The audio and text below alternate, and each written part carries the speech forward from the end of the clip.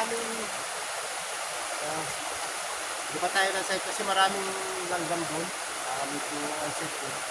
At pangalawa ay medyo kanto, maraming mga kakatubos. So mga kabyan, dito muna po tayo set up sa lugar na ito. Hindi tayo mag-prepare. Medyo lumipat tayo doon sa ating santunan niya kasi maraming mga antik ang tawag sa amin, yung masarap na marat. Lipat tayo lang tayo dito. Dito tayo masiset up ng ating tent. Hindi tayo malilipat. Tama-tama, may lokasyon tayo na magandang pag-preparean. Okay?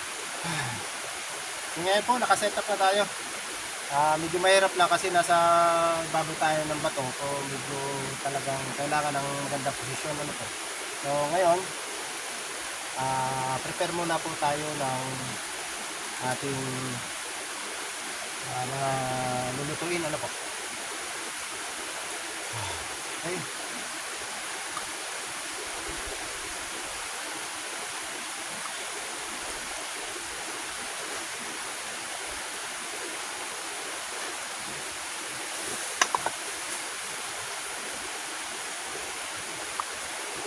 So ito po, basa natin.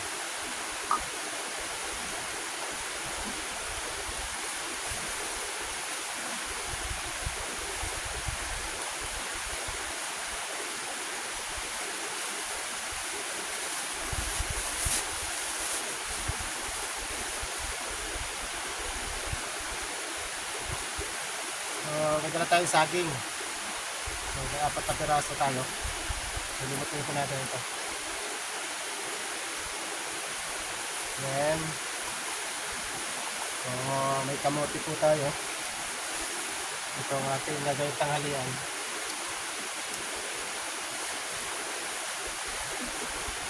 So, may kalamansi, masasawaan. At mayroon tayong mga dito. Then, meron tayong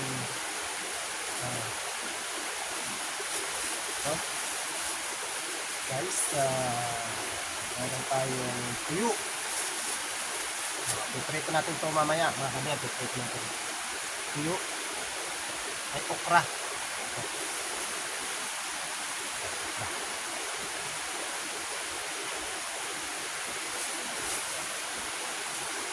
Okay, tuyo. Tapos may tsaa tayo. Tsaa po muna tayo ngayon. Mamaya tayo mag-aluto ng ating dinner. Okay.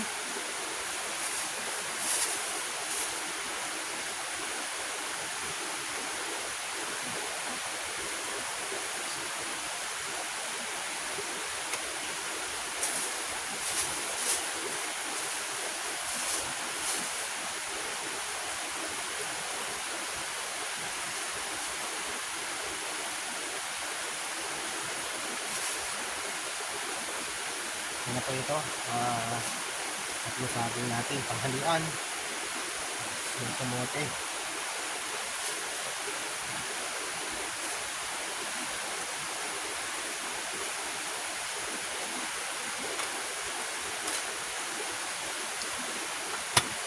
So, prepare tayo ng mag-init po na po tayo ng tubig para tayo alin kapag tsaka naman muna. Tsaka. Ito po yung ating initan. So again, nabili ko po ito sa Lazada. So complete set na po siya sa halagang mura lang po ito.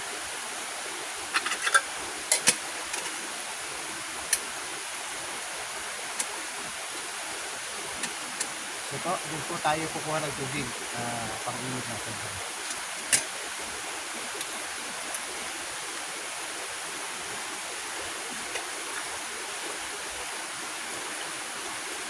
Kasi tayo lang makuha. Makabilo. Kaya dito din tayo kukuha ng inumin natin. Dito.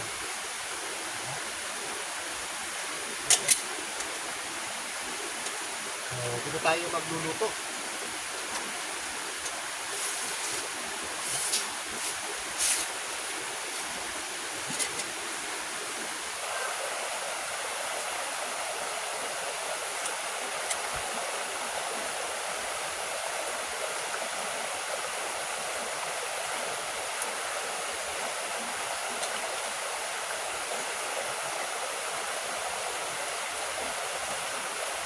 Ayan. Dito na po tayo ng tubig.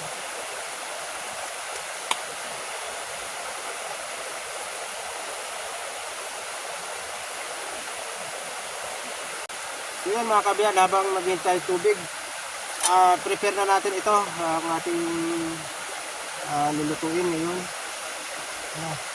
Kasi medyo tanghali na din eh. Tatalupan naman na natin ano.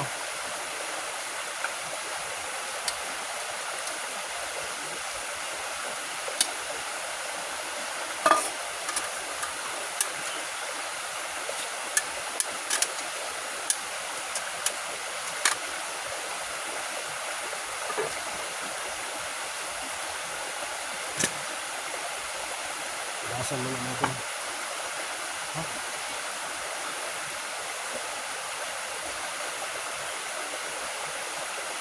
Ang ating kamote at saka po yung saging. Dumayanit din po yung ating tubig.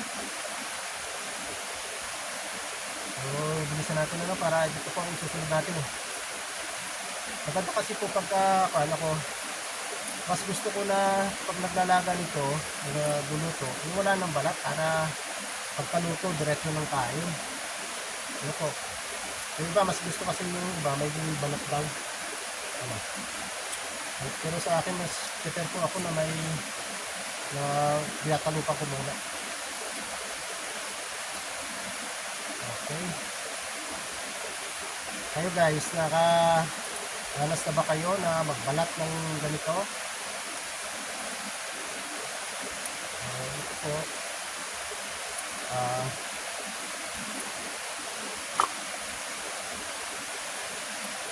Minsan po pag ako nag-camp, whole day, solo, ito, piniprepare natin yung mga ganito lang na mga pagkain para habang nasa bundok ka rin, kinakain mo rin yung mga ganito, nakaka-relax din po, Kaya minsan pag wala kayong ginagawa mga kabyan, gawin nyo yung mga ganito na lang kaysa sa barikan o sa pumupunta. Mas masarap po na ganito sa kapilo ng kalikasan. Ayan. Medyo natiling mga po ang paligid. Lulutuin po natin 4 na piraso. Mamaya, alisin naman na po natin yan mamaya yung mga balat natin. So, kanina po, sabi nila, itong ilong nito, napakalinis na po kasi protektado po ito. Binabantayan po ito ng mga taga rito na wag gambalaan o wag kung anong gawin kasi yung iba dumadayo dito para lang ibumin o anuhan ng ilog nito, pero ito pala bantay para ng mga tao dito kasi itong lugar na ito dito kumukuha ng mga kalabaw nila, kabayo, siyempre kung may mga laso niya, hindi mamamatay, kaya binabantayan dito lang. So, ito yung saging, tatalo pala din po natin para sabay na dito ang luto. So, yung pagtatalo po, ginagano ko lang sa gitna, dahil, plus, diretso lang.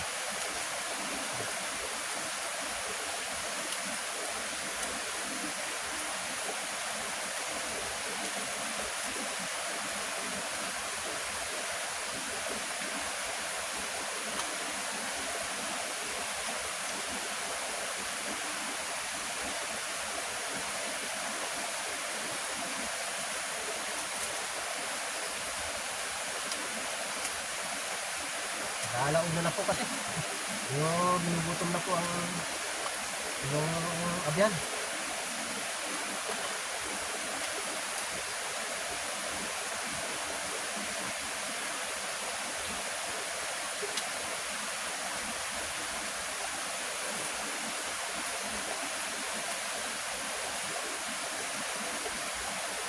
Basa na po natin. So, dito lang dito sa kabilang natin.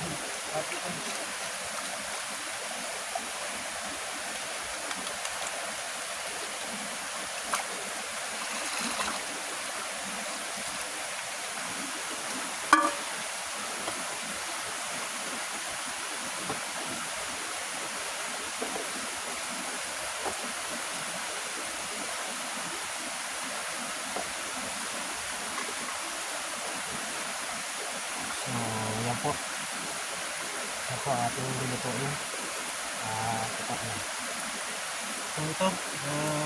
Ang ating lulutuin ano. Sasalang na po natin sa ating lutuan. Pabigan lang po natin ng konti.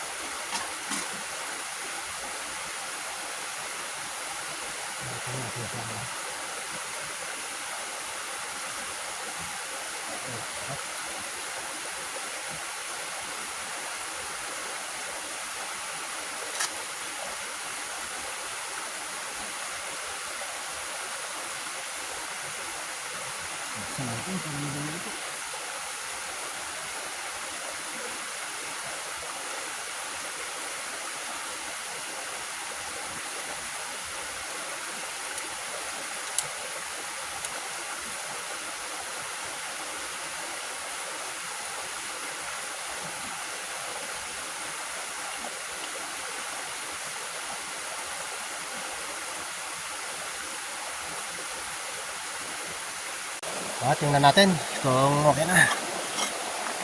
Wow, bilis. Bilis po naman. Okay. Ito na oh.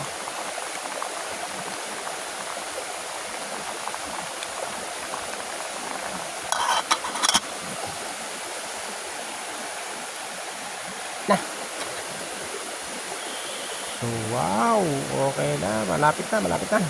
So, mamaya ilalagay natin po yung okra. Na.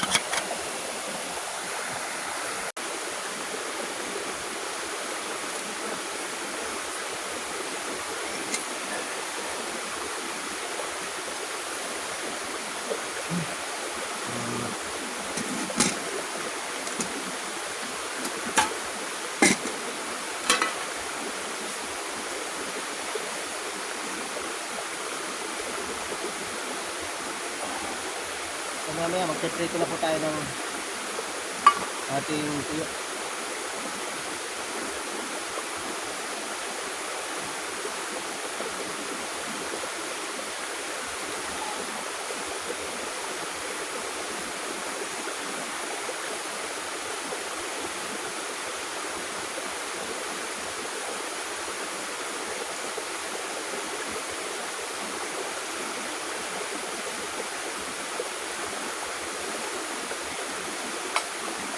Okay na po. Yan na, luto na ang ating saging, ating kamote. So, kain na tayo. Yan na. Pwede mo na po muna natin ang tuyo.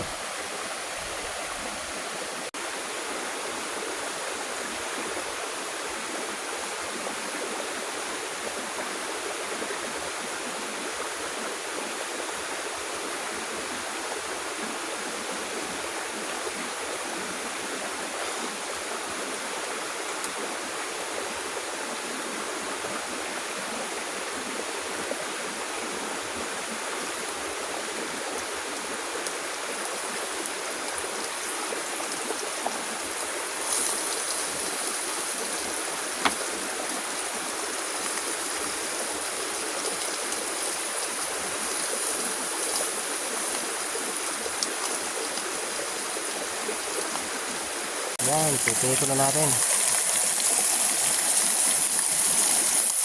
Okay. So, malakas ang apoy. So,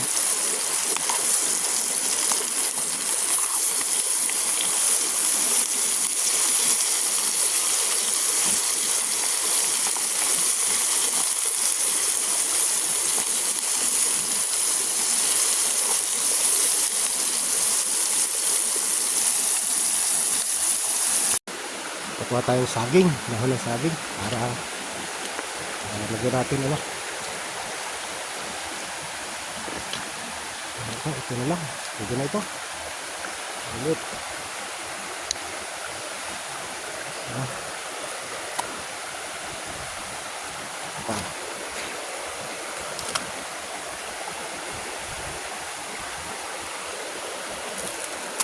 Alright, yun na to.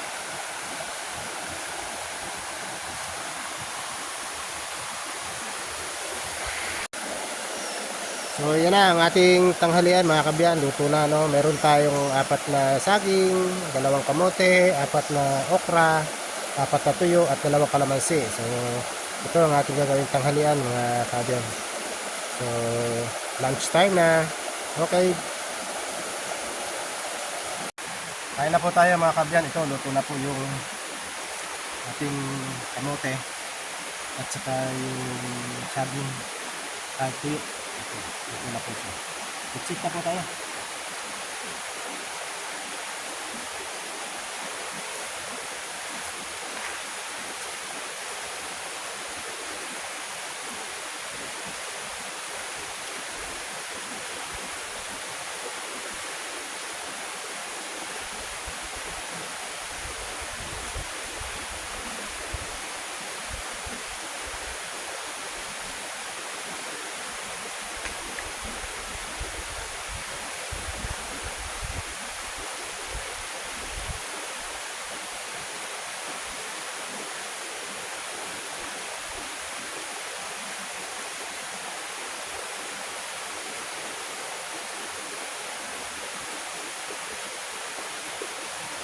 Kamote.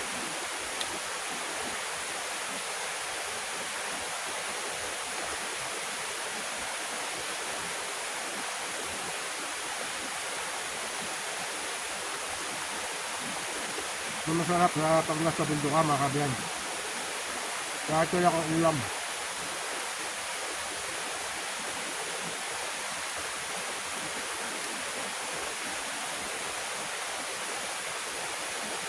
Okay.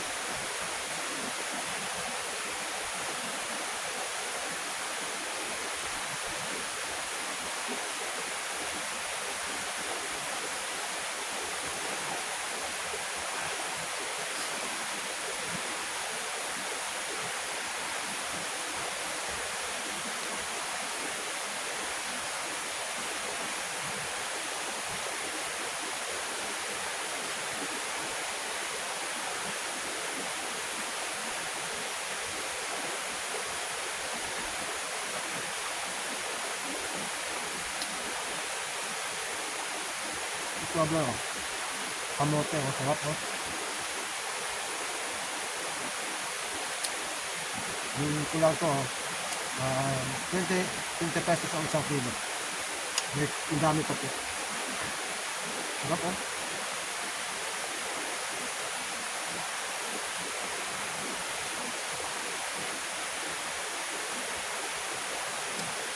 Tapos may kape. Tuyo. Yung okra. Pinila lang natin ng kalamansi. Grabe, ang sarap niya. Yan.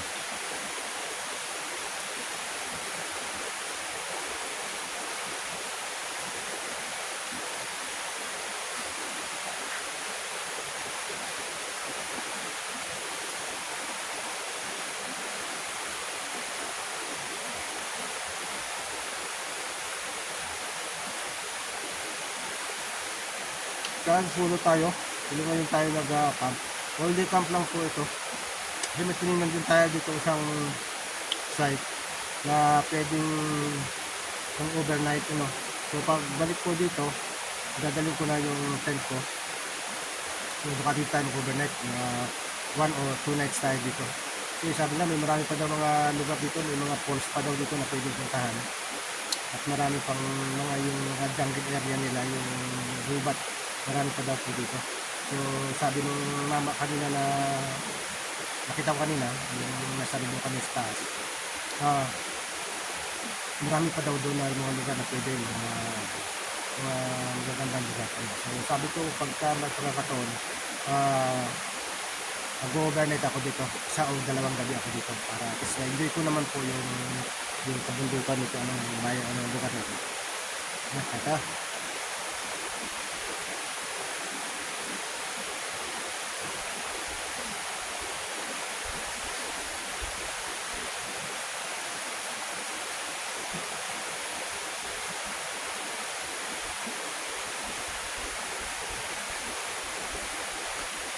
Guys, kung nagustuhan naman po ninyo ang video ito, paki-share naman po, paki-like na rin po at paki-subscribe na rin po sa aking YouTube channel, ano, at para naman po mas marami pa tayong tutor, manotify din po kayo para sa mga ibang upload po sa aking YouTube channel. So, sa Facebook, sa akin naman po, sa Facebook ko naman po. Okay.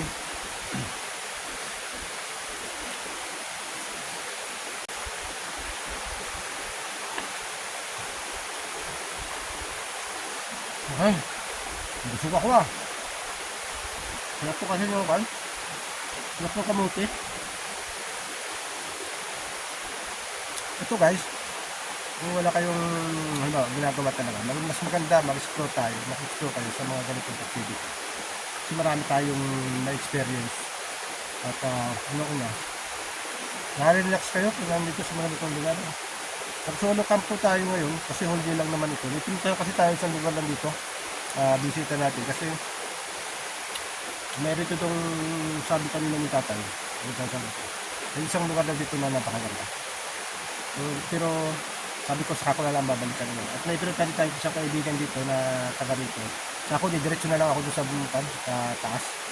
So ito, nag-hike po tayo. Almost 1.5 hours lang naman yan na lakad natin. Tingnan ko yung ilog kasi doon sa baba, maganda kasi yung ilog doon. Sabi ko sa kaya nagsisimula ko. Sabi sa akin ng mga tao doon, sir, akit lang kayo dyan, malapit lang. So, inakit ko nga po ito. So, ito na. So, sa bandar yan, meron pa pong mga gandang lugar. Kasi, ano po naman talaga, holiday camp lang naman ito. So, activity ko lang. Pagbalik, puntahan natin talaga yung pinakadulo nito. Kasi sabi namin, maganda po rin natin. Okay? Ayan tayo.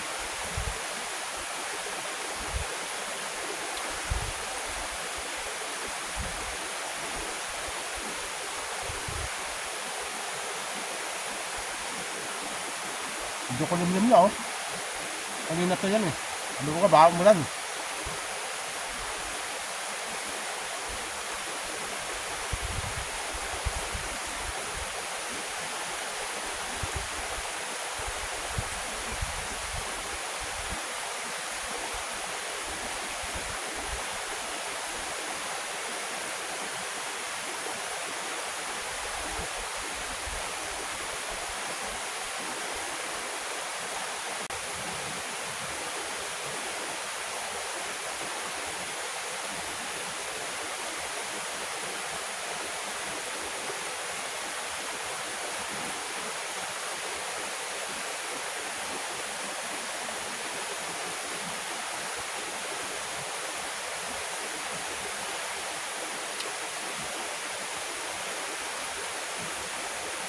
Ayun, ito po.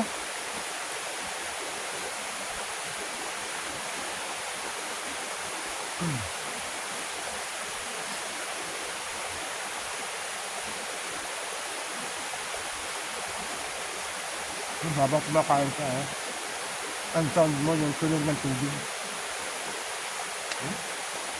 Kung may duyan ka dito, sarap. Duyan ka lang dyan, makakatulog ka dyan sa tunog ng tubig niya. Ito.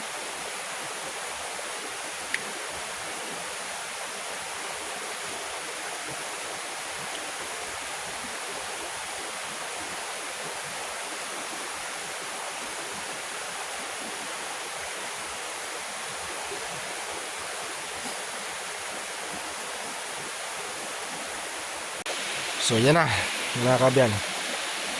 So hindi talaga po ako kumakain sa ulo. Pero talaga grabe busog ko, ubos. 4 na saging, 4 na kamote, 4 na okra, 4 na tuyo. Okay, busog na po tayo. Dito tayo nag-camp, mga kabyan. Kita nyo kung ano kaganda po. Ayan, ayan. So yan ang ating lamisa. Ating lamisang bato. Kita nyo po. Ayan. So tabi tayo ng... Gusto ko sana po lumigo kaso madilim ho yung panahon na sigurado pakabot tayo ng ulan. Yan na, sarap po dyan, maligo. Ayan. Yan po ang ating paligid dito. So pagdabutat naman po dito, gubat yan. May malaking puno. Sorry po. Ayan. Okay. Sana po nagustuhan nyo ang video ito. Paki-like naman po. At paki-share na rin. Paki-follow na din po. At paki-subscribe naman po ng aking YouTube channel, Abian Adventure. Para yung notification din po, paki-pindot na rin po mga kaabyan. At para ma-notify po kayo sa mga susunod kong upload. So yan, solo adventure po tayo dito sa bundok na ito.